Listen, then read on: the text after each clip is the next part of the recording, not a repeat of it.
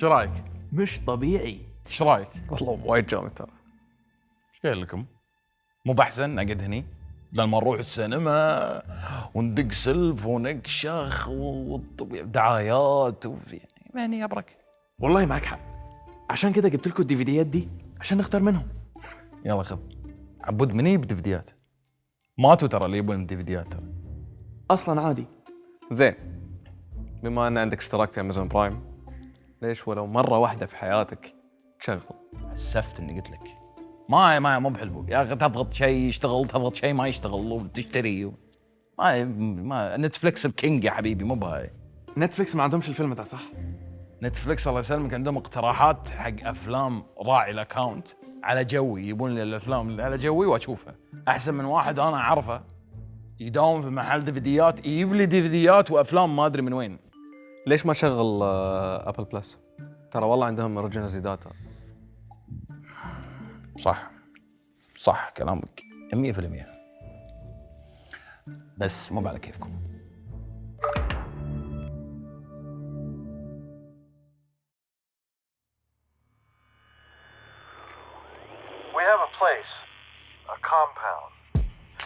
في فيلم سانست بوليفارد للمخرج بيلي وايلدر إنتاج عام 1950 يقول البطل لأشهر ممثلات السينما الصامتة نورما دازموند: لقد كنت نجمة كبيرة. فتجيب مستنكرة: ما زلت نجمة كبيرة، إنها الأفلام التي صغر حجمها.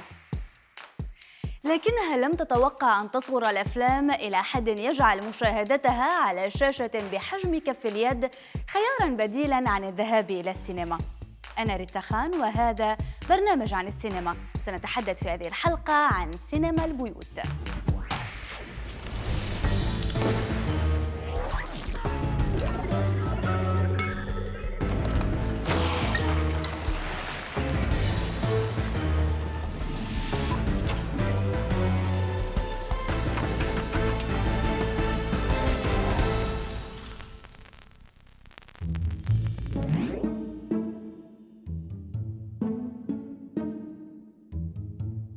بعد أن كانت رؤية الأفلام في المنازل تقتصر على ما تعرضه القنوات التلفزيونية المحدودة العدد، تغير كل شيء في عام 1975 حين طرحت شركة سوني مشغل شرائط الفيديو بيتا ماكس في السوق لتنطلق تجربة مشاهدة الأفلام في البيوت.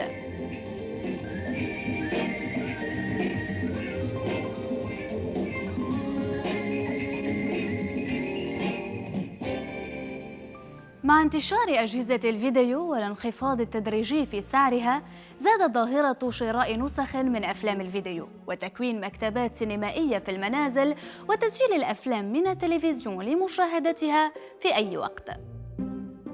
لم تستمتع شركة سوني مطولاً بسيطرتها على سوق الفيديو، حيث أصدرت شركة JVC اليابانية بعدها بعام مشغل فيديو باسم VHS ليتفوق على سابقه في مدة التسجيل، حيث بلغت 120 دقيقة بدلاً من 60 دقيقة في نسخة سوني. مع اشتداد المنافسة بين الشركتين ورغبتهما في زيادة مدة التسجيل، كان جهاز بيتا معروفاً بجودة الصورة وجهاز VHS بمدة التسجيل الأطول. لكن شركة سوني تمكنت من غزو السوق بأجهزة أسعارها أقل، خصوصاً أن صورة التلفاز وقتها لم تكن جيدة. في عام 1978 طرحت شركة MCA ديسكوفيجن الأقراص الضوئية ليزر ديسك بلايرز لأول مرة في الأسواق، وكانت جاز للمخرج ستيفن سبيلبرغ أول فيلم يتوفر عليها. كانت الصورة أكثر جودة، لكن مشغلات الأقراص باهظة الثمن. لكن هذه التقنية كانت حجر الأساس لصناعة CDs والDVDs والبلورايز، وما أحدثته من ثورة في عالم سينما البيوت.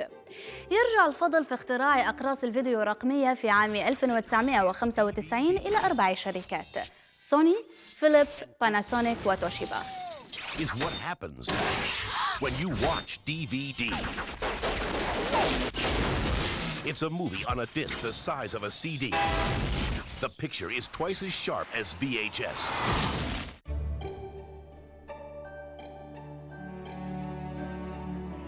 تغلبت هذه الأقراص على عيوب سابقاتها فزادت سعتها، واتسمت بجودة الصوت والصورة والعمر الافتراضي الأطول، والأهم بأثمانها الأقل. لكنها سيطرت على السوق في عام 2003 بحيث تجاوزت مبيعاتها مشغلات الفيديو VHS لتهتم بها استديوهات السينما لتعظيم ربحها، وتقوم بتسويقها بالإعلان عن احتوائها على كواليس الفيلم ومقابلات مع صناعه وبعض المشاهد المحذوفة لدفع الناس لاقتنائها.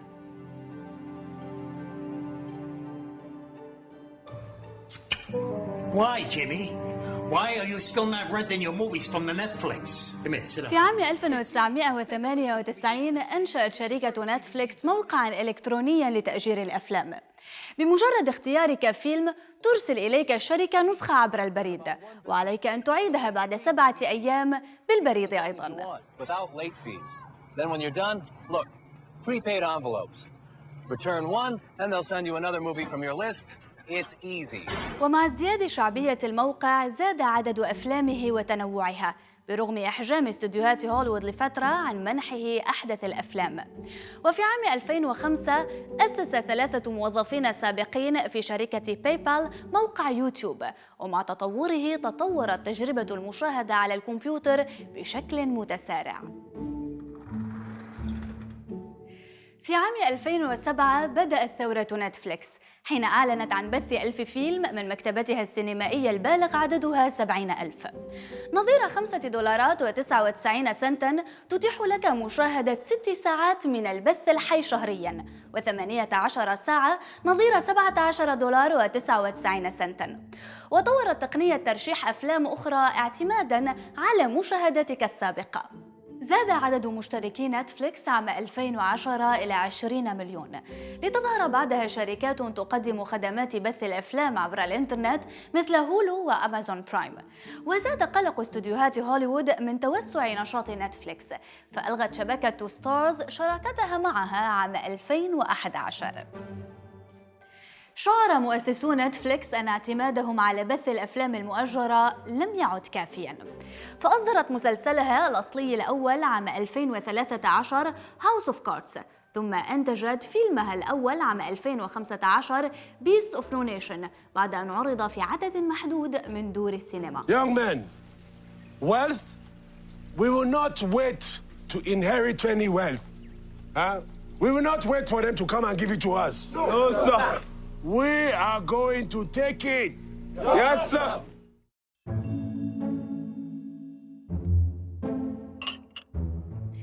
بالغ البعض في وصف هذه الشبكات بأنها ستكون سبباً لموت السينما كما نعرفها، وهي تهمة وجهت من قبل إلى التلفاز والفيديو، لكنها دفعت استديوهات السينما إلى المنافسة بتطوير تقنيات العرض، ومن أبرزها تقنية الآي ماكس بشاشاتها العملاقة وصوتها وصورتها فائقي الجودة.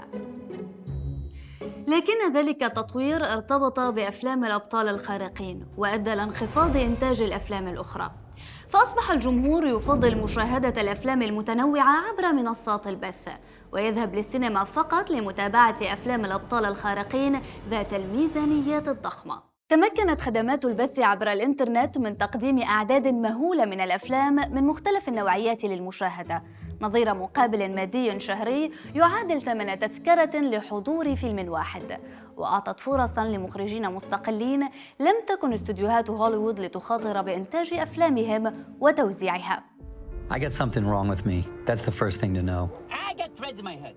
حين خاض النجم إدوارد نورتون تجربة الإخراج في فيلمه ماذرلس بروكلين، استنكر الانتقادات الموجهة لنتفليكس وأخواتها، وقال إن أغلب دور العرض يقع عليها اللوم في إفساد تجربة مشاهدة الأفلام بسبب تقديمها لصورة خافتة وصوت رديء. ومع تكرر الانتقادات لدور العرض حرص الكثير منها على تحسين أوضاع القاعات، وبدأ بعضها في منح عروض شهرية للاشتراك في السينما بمقابل مادي أقل من السابق، لتزيد شراسة منافسة طاحنة ما زال الحسم فيها مبكراً.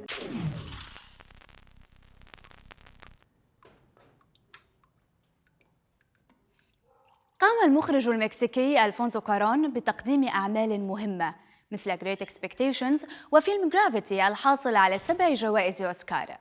ولذلك كان تعاونه مع نتفليكس في فيلمه الأخير روما ضربة قاضية للمعترضين على اختيارات الشبكة لما تنتجه من أفلام. ثم جاء فوز الفيلم ب3 جوائز أوسكار عام 2019 رداً بليغاً على انتقادات مخرجين كبار مثل ستيفن سبيلبرغ وكريستوفر نولان لإدراج أفلام الشبكة في ترشيحات الأوسكار والمهرجانات.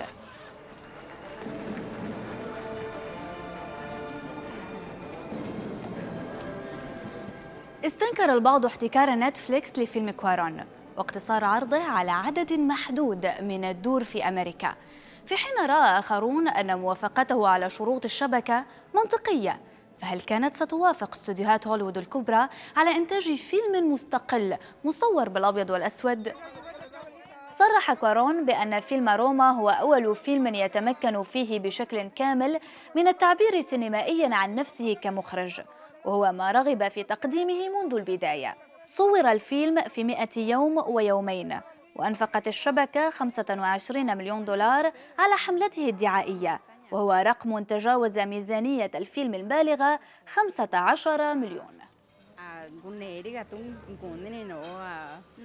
حملة لم تذهب هباء، فقد حصلت نتفليكس لأول مرة على الأوسكار، وحصل كوارون على جائزتي أوسكار كأفضل مخرج وأفضل تصوير سينمائي، وهو أول فيلم بالأبيض والأسود يفوز بجائزة أفضل تصوير منذ عام 1994 حين فاز بها فيلم شندلرز ليست.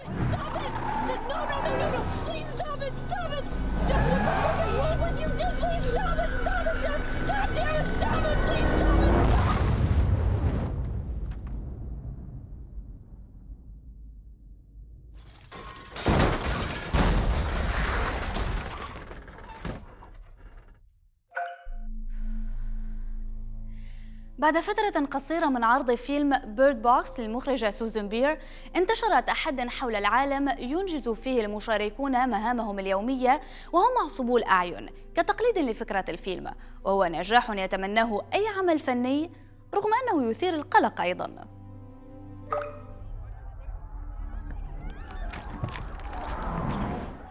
عرض الفيلم لأول مرة على شبكة نتفليكس في 21 من ديسمبر عام 2018، ولعبت بطولته ساندرا بولوك. تدور أحداثه في عالم اجتاحته كائنات غامضة تدفع الناس للإقدام على الانتحار بمجرد النظر لها، وطريقك إلى النجاة هو التخلي عن حاسة البصر كلياً لتجنب النظر إلى الكائنات.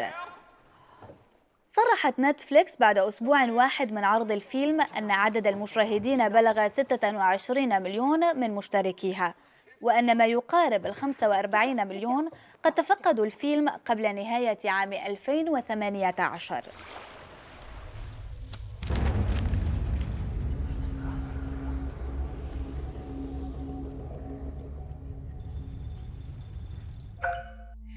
لإدراك أهمية هذه الأرقام يمكننا مقارنتها بفيلم جوكر الذي لاقى نجاحاً جماهيرياً كبيراً، وتخطت إيراداته $1 مليار حول العالم، حيث باع أكثر من 11 مليون تذكرة في أسبوعه الأول في الولايات المتحدة. خرج اليوم الملايين من المصريين لوداع الرئيس جمال عبد الناصر رحمه الله. هذا وسوف يتم تعيين نائبه أنور السادات رئيسا لجمهورية مصر العربية بعد مرور فترة. في إطار سعيها لجذب الجمهور حول العالم بمحتوى مقدم لمناطق جغرافية مختلفة، أنتجت شبكة نتفليكس عملاً لجمهورها في الشرق الأوسط، وهو فيلم The Angel عن حياة الدبلوماسي المصري أشرف مروان. أنا آسف يا ريس، بس أنا عندي لك ملفات في غاية الأهمية. ملفات؟ ملفات إيه؟ ملفات فيها معلومات عن سامي شرف وجمعة وصبري. بدأ عرض الفيلم في 14 من سبتمبر عام 2018، فأثار اهتمام الكثيرين بسبب حياة أشرف مروان المثيرة للجدل. ليبدأ الخلاف حول ما إذا كان جاسوساً لإسرائيل أم عميلاً مزدوجاً لعب لمصلحته على الطرفين، أم جاسوساً لمصر نجح في خداع إسرائيل. They will attack tomorrow evening at 6 o'clock to take advantage of the sun in the Israeli soldiers' eyes. أنا واقعي.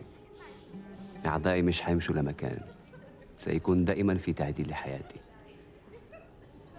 أعداء. أنا ممكن أساعد في ده.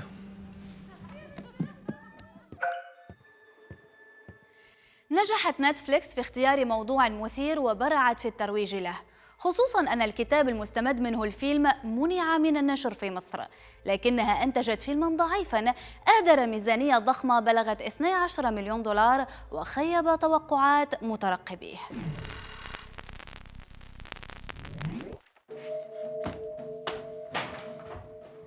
انا لا يمكن اكمل شغل بالطريقه دي، انا رايح اقدم استقالتي. يا ابني يا حبيبي، يا ابني يا حبيبي، بلاش طش الشباب اللي انت فيه، وخد الموضوع بعقل وحكمه. معلش يا عم ماضي، لساني مش هيطوعني اتكلم عن الناس اللي خربوا بيتي. شنو؟ ما يطوعني؟ خربوا بيتي؟ ايش قاعد تقول انت يا رجال؟ ما حد عرفك ولا حد درى عنك. اقول بس لا تبالغ وايد في الاوهام. اوهام؟ شايفين المحل اللي انتوا واقفين فيه ده؟ الناس كانت بتقف بره طوابير اطول من طوابير العيش، بس بعد خدمات الستريمينج بقينا نعمل عروض وندوات ومهرجانات وندي على الذنب بلاش مع الديفيديات، وبالعافيه بنمنا نص المحل. امبارح كنت في سهره وجايب لهم معايا ديفيديات وفرحان، وكل شويه يتكلموا عن خدمات الستريمينج والديفيديات نشفت في ايدي من كتر الهجر. انا مش ضد الاعتذار يا ابني يا حبيبي، بس نفكر بصيغه ذكيه، بلاش يطردوك من البرنامج. حتى لو طردوه عبود ده ألف قناة تتمنى. سيدي مش للدرجه دي. لا ما اقدرش. عبود طلع عندك قيم ومبادئ، كل هالقيم والمبادئ عندك، مع ان لعبتي القيم والمبادئ. عبود انا انصحك نصيحه اخويه انك استقيل، ايه، ورشحني كبديل، يعني نفس الطول نفس الوزن نفس الكشخه، بس شوي الشعر يبي له تهوش مع المشط، والكشه صار نفس الشيء. يا حسن ده ما وقت حصار نهائي بالله، المفروض انه نكون واقفين معاه ونساعده ياخذ قرار زي ده. ربنا يخليكم ليا يا شباب، ما يتحرمش منكم والله. انا خلاص هروح القناه واقول لهم اني حاسس انه لسه بدري ان احنا نتكلم عن خدمات الاستريمينج في فقره السينما العربي. لازم ندي تجربه وقت اطول قبل ما نحكم عليها، خصوصا ان نتفليكس ما اعلنتش عن عدد المشتركين من الشرق الاوسط. وكمان اقول لك حاجه، اغلبيه المنصات بتاعت الاستريمينج العربيه الموجوده حاليا منصات بتاعت عرض بس، قليل جدا ممكن يكونوا بيعملوا انتاج اذا اساسا كان في بيعملوا انتاج. كلام معقول واعتقد هيقتنعوا بيه. لا، في هذه الحاله بيعتبرونك تجاوز صلاحياتك وبيخلونك اوت. انا اقول انت استقيل احسن، عشان متقعد بين ربعك تقول انا استقلت. نعم عزه، احسن مما تقول انا طردوني. يا جماعه ترى انا افتراض، اي الافتراض. ولا عبود ما شاء الله كفاءه في هذا البرنامج، وخساره صراحه في هالبرنامج اذا شلوه. عبود انتم عارفين يعني انا ما احبه، اي ما احب، احنا انولدنا انا ما احب، لكن سبحان الله اتمنى له الشر. لا لا لا لا اعوذ بالله، ما اتمنى له الشر، لكن سبحان الله ممكن الشر يجي لي عنده، وانا ما اتمنى له الشر. الله يبعد عنك الشر يا عبود.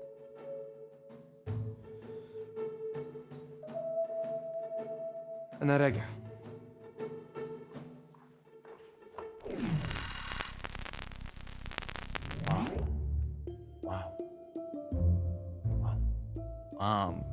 انا بكنسل امازون برايم، بكنسل ابل بلس، بكنسل هولو.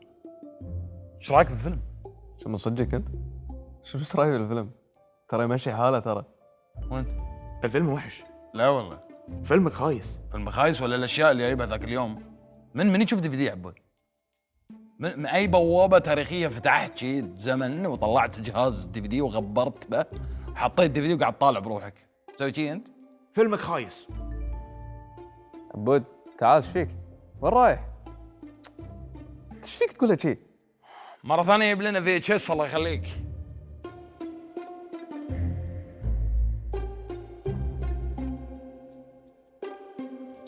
شنو؟ ايش فيه شغال؟ ما ادري. سكر الراوتر شغال.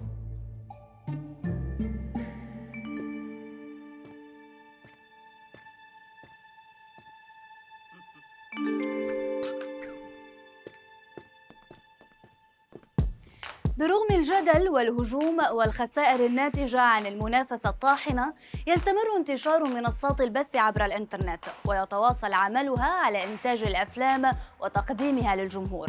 وما بين المخاوف والانتقادات والحماس والتشجيع، يتغير شكل تلقينا للسينما، لكن لا تتوقف محبتنا لها. أنا ريتا خان، وهذا برنامج عن السينما. إلى اللقاء.